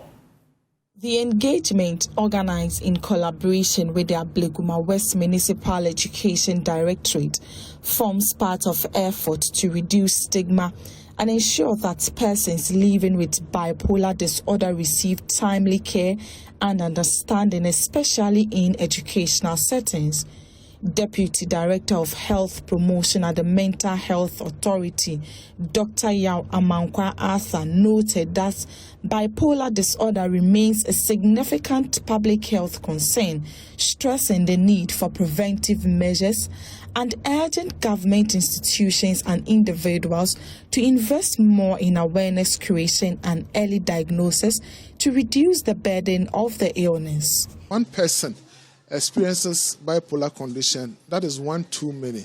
And at this point, I can tell you that between 2022 and 2025, the three top regions, that is Ashanti, Greater Accra, and Central, consistently, it has not been lower than 2,000 people experiencing bipolar disorder. That's the prevalence. So for us, one is too many. So for 2,000, that's too many for us. Municipal Education Director for Ablekuma West, Christian Julius Afola, explained the importance of such interventions, indicating that they should not be limited to teachers alone, but extended to students to promote inclusivity and understanding in classrooms.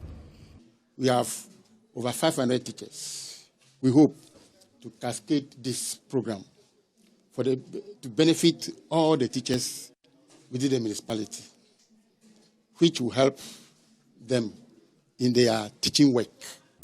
Some teachers who attended the program expressed concern about the lack of mental health education in schools, noting that such training will help them better support students struggling with emotional and psychological challenges. A lot of things goes on in the mind of our students. You may think they are students, but they also have a lot of things to think of. The academic work, social work, and even their household problems. They also put all those things together, and that disturbs them. So getting this sensitization, to us, it will help us handle them when they are in need. The Mental Health Authority says it will continue to roll out similar programs across the country as part of effort to reduce discrimination against persons living with mental health conditions. Ramat Bashir for JoyNews. Students at the University of Media, Arts and Communication are demanding the construction of a pedestrian footbridge, stricter traffic enforcement at the South Legon campus, and immediate government intervention to address the worsening accommodation crisis across all campuses. The call follows the death of a student in a hit-and-run incident near South Legon, highlighting the daily risks and challenges students face. The following report has more. Across Ghana, students face daily road risk and housing challenges. At Unimark, these dangers claim the life of Nelson Blenyakote, a level 300 journalism student in a hit-and-run. SRC President Moses Desire is calling for urgent action to protect students. Nelson was a level 300 top-up journalism student. On that unfortunate day, his journey was cut short on a public road. He was knocked down by a hit-and-run driver while returning from campus. We are proposing a set of practical measures from policymakers and the government who have proven to be a listening audience. Number one, we are proposing that there should be the construction of a pedestrian footbridge at a strategic crossing point near the South Legon campus. We want the introduction of traffic calming measures, including speed ramps, clear signage, and pedestrian control systems. And number three, we are asking for strengthened enforcement through collaboration with relevant road safety and law enforcement agencies. Institutional representative of Unimark's Institute of Journalism, Jeffrey Anand, says that beyond safety, students' lack of accommodation is affecting their education. How can a student give their best to lectures, assignments, and exams when they are constantly worried about where they will sleep or how they will pay the next rent? We are therefore calling on government, university management, and all relevant authorities to invest seriously in student accommodation, to expand hostel facilities, make them affordable, and ensure that every single student has a fair chance. PRO for Unimark SRC, Noella Karen Yali, says the university community must be valued and safeguarded. At Unimark, we are not just training communication professionals, we're building a community that must be heard, protected, and supported. We spoke to some students about the challenges, and here's what they had to say. We walk for about 40 to 45 minutes before we get to campus. I always get to campus feeling very tired and also exhausted. Me having my classes at 7, I leave the house like 5:30, and my house is a bit far. I stay in Ogbojo, so if I have to come to school, I have to take a car to Medina. Getting to Medina, there's going to be a very long queue there. We have two roads, which we have this side and the other side, the main road, which uses the cars, traffic. There's a lot of traffic there, so we normally use the other side. That place too, when you're not carefully, you'll be knocked down by a car, because the cars over there is no police who be instructing, so the car just move by, With safety risk and housing shortages putting students at daily risk, Unimark student leaders are demanding urgent action before more lives and futures are compromised. For JoyNews, Evelyn Ampers report, brought to you. A Vice-Chancellor of Kumasi Technical University, Professor Gabriel Jumo, says the 70th anniversary of the university is a strategic turning point for stronger collaboration to drive the institution's next phase of transformation. Reflecting on the institution's journey from a technical institute in 1954 to a key player in Ghana's industrialization agenda, Professor Jumo emphasized that the anniversary is not just about celebrating the past, but shaping a future anchored on innovation, relevance, and impact. Reflecting on the institution's journey from a technical institute in 1954 to a key player in Ghana's industrialization agenda, Professor Gabriel Jumo emphasized that the anniversary is not just about celebrating the past, but shaping a future anchored on innovation, relevance, and impact. That vision was crystallized in a direct appeal to stakeholders to support the university's new strategic focus. It is an invitation to our partners, the government, and the private sector to join us as we embark on the next phase of our journey.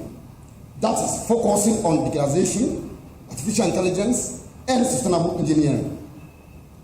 Last, Professor Chairman, this gathering serves as a platform to highlight our strides in STEM education, our contribution to technical and vocational education and training, and the countless innovations birthed within our laboratories that are solving real-world problems. Mr. Chairman, I am happy to report that as we climb our 70th anniversary today, some of these innovations from faculty, staff, and students include: 1. Multi-purpose rocket stove with related accessories. 2. Multi-purpose food dryer. 3. Fish smoker. 4. RC feeder. 5. Drones. 6. Electronic food warmer. 7. Mini cement mixer. 8. Air quality monitor. 9. Tower garden. 10. Smart agro waste package. 11. Smart bin. 12. Agri-ply. 13. Motorized sand sea. Mr. Chairman, our latest innovation, developed by our staff and students from the Faculty of Engineering and Technology with partnership from the industry, is a regenerative electric vehicle, which we have named it Nimdia Shren REV, REV for short. Responding to the call for partnership, the Ashanti Regional Minister, Dr. Frank Amwakohene, reaffirmed government's commitment to the university, pledging sustained investment to support infrastructure, academic excellence, and a conducive learning environment. The government is proud of the leadership of the school for maintaining the institutional culture, preserving the integrity, and ensuring academic excellence. Beyond which, the government, on behalf of His Excellency the President, wants to assure Nananom and the leadership of the school that we are ever ready to ensure our contribution towards the infrastructural development of the campus and ensuring that we promote academic excellence and also promote a very conducive environment for teaching and learning. On the students gathered here, note that this is the beginning of your journey into greatness. And not look down on yourself, thinking that you are only going through the process of having been trained into your respective fields or your respective professions. Know that your knowledge, even as students, can be the source of innovation that will transform the country and, for that matter, the continent. He further stressed the importance of collaboration, urging stronger ties between Kumasi Technical University and Kwame Nkrumah University of Science and Technology to drive practical solutions to regional and national challenges. Reporting for JoyNews, Josephine Sego, Kumasi. We stay a while in the Ashanti region because T.I. Ahmadiyya Senior High School has commemorated a significant milestone of academic and sporting excellence and religious tolerance. The school's 75th anniversary and speech and prize giving day showcased a dynamic blend of academic excellence, cultural heritage, and a forward-looking vision. The occasion also underscored a significant achievement in the history of T.I. Ahmadiyya Senior High School, popularly known as Real Amas, highlighting its journey of nurturing, disciplined, intelligent, and visionary young men and women. The colorful event, graced by the Asantehene Otumfuo Oseitutu II, was held under the theme 75 Years of Holistic Education and Religious Tolerance, Consolidating Academic Excellence, Role of Stakeholders. The co-educational second cycle institution has been committed to fostering religious tolerance since its establishment by the Ahmadiyya Muslim Mission in 1950. Elaborating on the theme, the headmistress, Hajia Zainab Adams, stated that T.I. Ahmadiyya Senior High School has consistently embraced religious tolerance as a core value in everyday school life. T.I. Ahmadiyya Senior High School Kumasi has always upheld religious tolerance as a practical value in school life. The mission has never treated this as a slogan. It has been lived in our classrooms, dormitories, gatherings, and in fact, in daily interactions. Students from different faith and background have studied and grown together in mutual respect. This remains one of our outstanding and exemplary contributions to national development. The record of the school provides clear evidence of this unique tradition. The Presbyterian Church of Ghana can testify to this legacy. Many other alumni of the school have emerged as leaders of religious groups. This is a strong reminder that Relamas has consistently combined conviction with respect and identity with coexistence. Regarding discipline, she explained that the school administration collaborates with the Parent-Teacher Association to enhance discipline within the school. The school will not compromise discipline for anything. We uphold discipline as the key to attaining our mission and vision. We always make frantic efforts to maintain and sustain the culture of discipline for the sake of academic excellence. We work together with the Parent-Teacher Association to improve discipline in the school. This joint effort to tackle the challenge has been very effective. We thank parents and guardians for their cooperation. It is on record that the school has never witnessed any violence demonstration after 75 years of progression. Deputy Education Minister and Member of Parliament for Bilsa South, Dr. Clement Abbas Apak, encouraged the students to maintain their commitment to self-discipline and uphold principles of ethical leadership. Behaviors that undermine the learning environment cannot and must not be tolerated. Let us be clear. Discipline is not optional. It is foundational to education. No meaningful learning can take place in an environment where order, respect, and responsibility are absent. To our students, you are the primary beneficiaries of education, but you also carry a huge responsibility. The values you cultivate today, values of respect, humility, self-control, and integrity, will define your future far more than your academic results and certificates. Francis Menson's report, read to you. That's it for The Pulse. Thank you very much for being a part of the show. For more news, you can log on to myjoyonline.com. The news team returns at 7 p.m. with News Prime. My name is Kenneth. Jesse, have a good evening.